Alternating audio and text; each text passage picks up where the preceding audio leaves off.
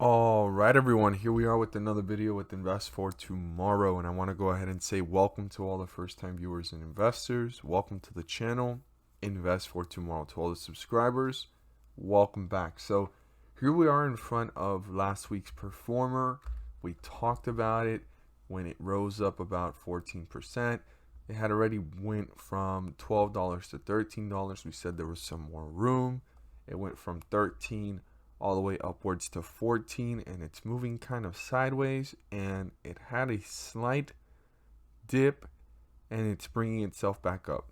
And you can see here how the MACD is showing that peak once it reached $14, and it's going downwards, and it's actually now doing a slight reversal again due to the fact that we talked about it in the last video, how there was a lot of short sellers and so forth, and this was bound to rise up, and I think it has some more room. So we need to still watch this one.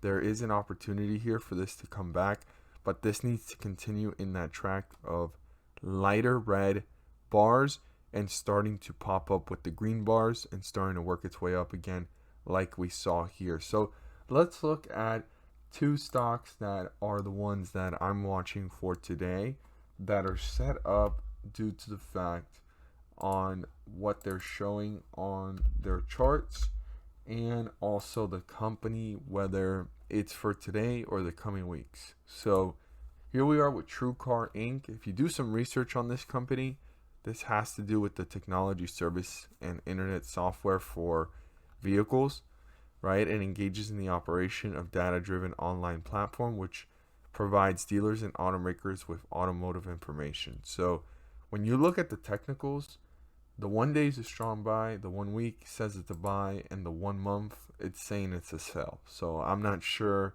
what the moving average is and all these different indicators are showing for it to be a sell, but in the short term it's showing the 1 day and the 1 week to be mostly a buy, and there's only one neutral. Once it comes to a month, it gets a little bit different, but I still believe that there's potential here in this stock, and it's recovering from a hard fall here towards November 6th, and from that point forward we've been seeing it rising up. Now there's a few important indicators here. So this right here is a moving average that's closer to the price.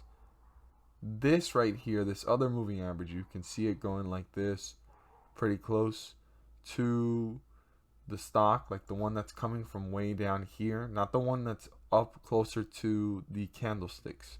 The one that's just been steady, that's the 50-day moving average, and it's been crossed, number one. Number two, this closer moving average has been crossed as well.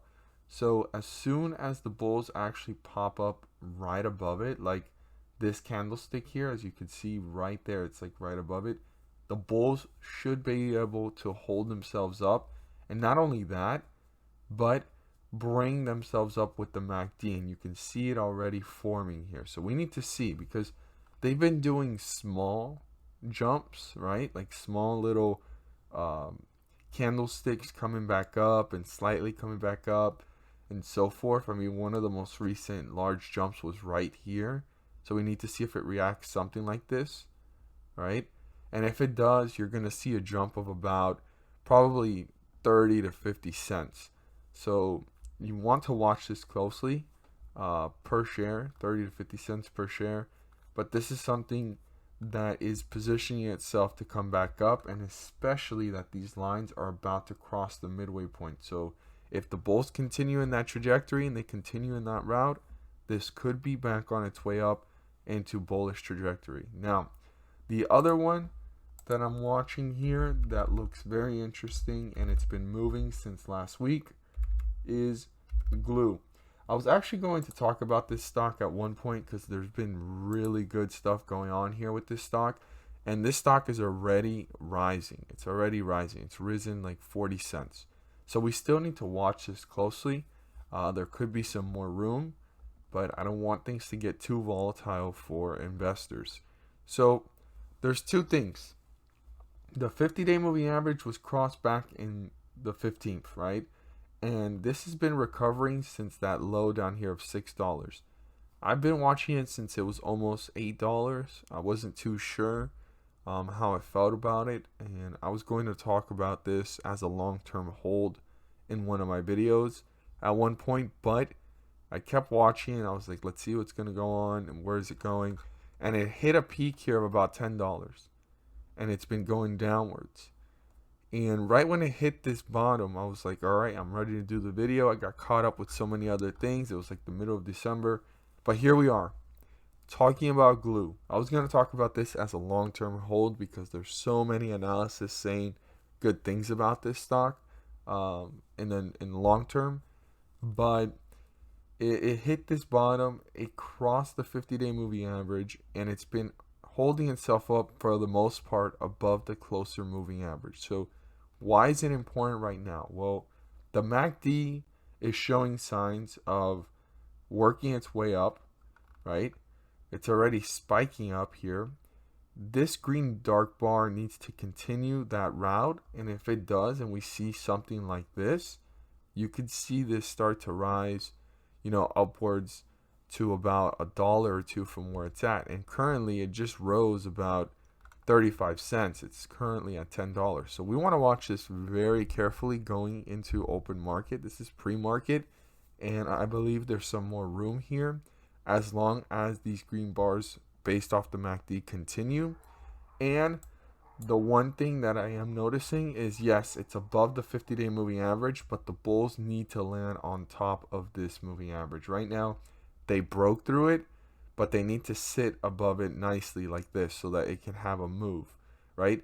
The last time it sat on it like that in the previous trading day, it was at 955 and it moved up to 978, and then it started the volatility, which is normal with the market, but we want to watch this closely. The MACD is showing signs of moving upwards, and then we need to see these two points of reference here. We got the 50-day, and then we have right here the closer moving average, but they broke through it, but they're not sitting on top of it. Every time the stock finally sits on top of it, like you could see here, that's when the stock usually pushes itself up to newer highs. You can see it here as well.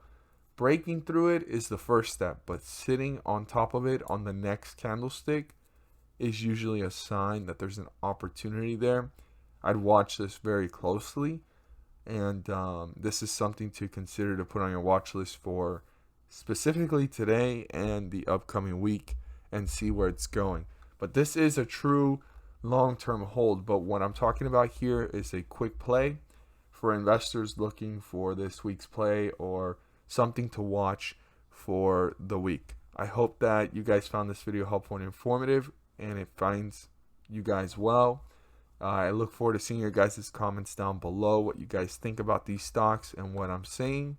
But all the indicators based off the ones I usually use are showing potential here between these two stocks.